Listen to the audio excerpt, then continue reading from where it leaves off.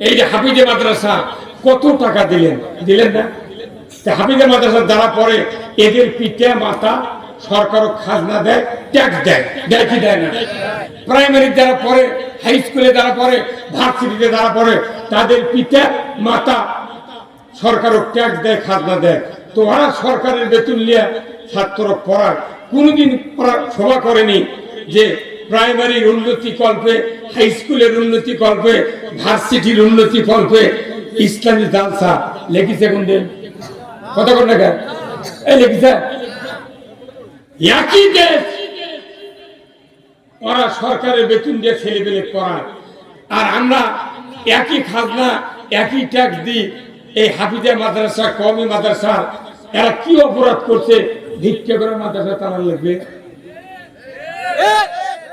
যদি ভিক্ষা করে চালান লাগে, এরা 2 বছর ভিক্ষা করে চালাবি, পরের বছর প্রাইমারি আর হাই স্কুল, কলেজ, বিশ্ববিদ্যালয়ের বেতন এই হাফিজি মাদ্রাসা, কওমি মাদ্রাসার হুজুর করুক দিবি। ওরা আবার ভিক্ষা করে চালা,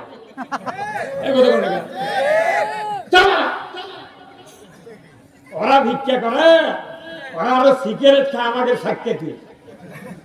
এইগুলো দেখা